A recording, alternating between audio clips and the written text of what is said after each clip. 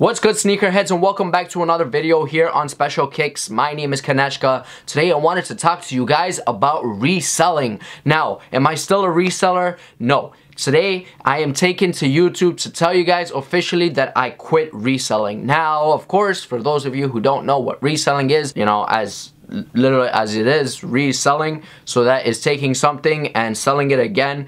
But in the sneaker world, that's buying a pair of sneakers for, let's say, retail price and then marking it up for twice, 3 times, 4 times, maybe even 100 times the price to make a profit off of that sneaker. Now, not every sneaker will be resold, but most sneakers with a lot of hype attached to it will go for hundreds, for thousands of dollars. Examples of, the Yeezys. Recently, we had the Air Jordan 4 and Levi's collaboration, which that sneaker, I believe, here in Toronto is going for about $9,000 to $1,000, which is ridiculous. But, of course, from my point of view, I wanted to tell you guys why I quit reselling. And for you guys who are interested, if you're going into reselling or if you're considering becoming a reseller, think of these steps as to something that you might want to consider before you even do so. Firstly, from my own experience, while I was reselling in 2017, a lot of the sneakers that I did buy, I bought from the States and I bought from eBay. Now, if you guys haven't seen the video that I posted a while ago on my channel saying how to buy Heat sneakers for below retail,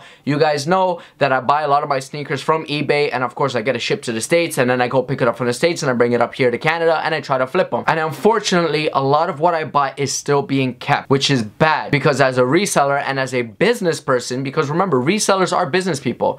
As a reseller, you don't want to continue to hold stock. You want to flip it as quick as possible, just so that you can bring in more and flip more and just keep the cycle going. Now, if you buy 10 sneakers and only out of those 10 sneakers you're able to resell 1 and you're still holding on to 9, 10 months later, now consider the fact at how much money you spent on those 10 sneakers. Maybe you resold the 1, sure, fantastic, but 9 other sneakers you may have spent $5,000 on. Those $5,000, you haven't been able to resell those in 10 months. Consider that. If you're a broke boy and you're out here trying to buy sneakers, let's say on your credit card, because let's just face it, most of us are using credit cards as well as myself, you buy $5,000 worth of sneakers to flip, but 10 months later you're still holding on to those sneakers.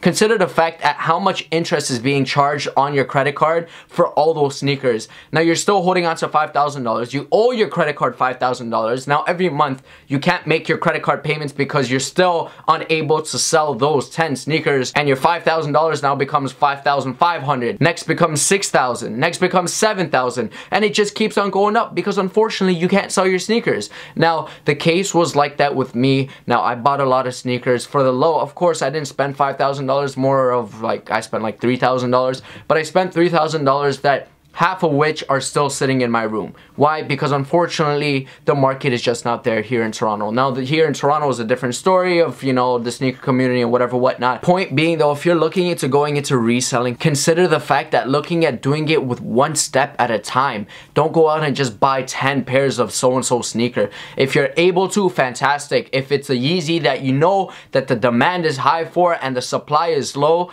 but if you're able to get 10 pairs and flip them the next day for, let's say, 1.5 times the price, fantastic. But of course, not all sneakers will be like that, and unfortunately today's world is that you're not having any more heat released Jordans that won't sit on shelves, and you won't have pairs of Yeezys that everyone else will have. Things like that. Unfortunately, the market is gearing towards having high supply with moderate demand. So that's the first thing I wanted to talk about reselling. Secondly, we look at time, we look at risk, and we look at value. These 3 things are the main 3 components that you should be keeping in consideration when deciding to go into reselling. Now, firstly, we will look at time. If you consider the time that you put towards buying these sneakers, putting these sneakers up for listings, whether it's on Instagram, whether it's on Craigslist, whether it's on Kijiji here on Toronto or eBay, regardless of where you post these sneakers up for sale, the time and effort that you put towards putting these sneakers up for sale and the amount of time that you continuously wait for to sell these sneakers, do you really think it might be worth it?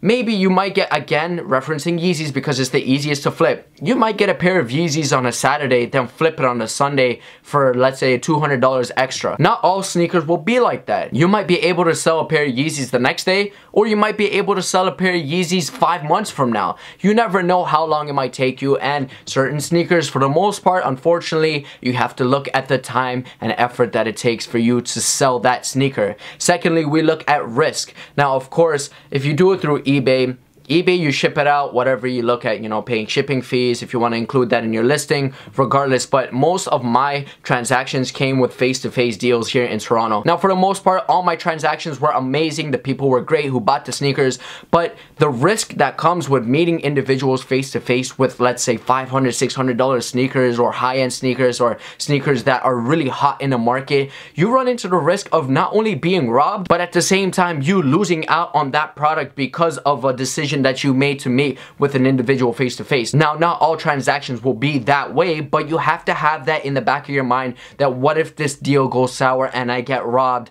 and, you know, I lose the sneakers plus my wallet and my cell phone. Things like that you definitely have to keep into consideration, and that also goes into consideration with time and effort. Finally, we look at value. What the value is out of that sneaker that you're trying to resell. And again, if you're looking at a pair of Yeezys where you're paying $300 plus tax, which comes up to about $340. Now, if you're gonna resell that sneaker for $500, you're making about $160 on top of that sneaker, which is fantastic. But again, time, effort, and risk, if it's all there, great. But if you buy a pair of Jordans that are still sitting on the shelves at Foot Locker where everyone can go buy for retail, if you go buy it for retail, then flip it for $10 extra. Now, considering the time, considering the effort, considering the risk, is the value worth it for $10? Think about it. If you're able to sell a heat pair of sneakers for $1,000 extra, great, fantastic. But at the same time, looking at the consideration, not all sneakers will be the same value. So at the end of the day, look at the value that you are receiving from that pair of sneakers. And unfortunately, in my case, I missed out on a lot, and unfortunately I didn't make that much off of reselling. So that's why I'm here to tell you guys I quit reselling, and I'm moving on from reselling into just focusing on being a sneaker YouTuber and giving you guys the best sneaker content here on YouTube, because here on Special Kicks, if it ain't special, it definitely isn't worth it. So hopefully you guys have enjoyed this video, as it is a kind of punch in the face for you guys to really know what it's like to be a reseller. And unfortunately, it's not as great as it may seem. So thank you very much for watching this video. Make sure you guys give this video a big thumbs up and to subscribe to my channel if you haven't already. Let's hit 1,600 subscribers and eventually grow up to 5,000 and 10,000 and so on. Make sure you guys follow me on Instagram and Twitter, because there's more sneaker content there than there is here. And if you guys have done all that, you guys are the greatest. My name is Kaneshka. This is Special Kicks. And until next video, stay special.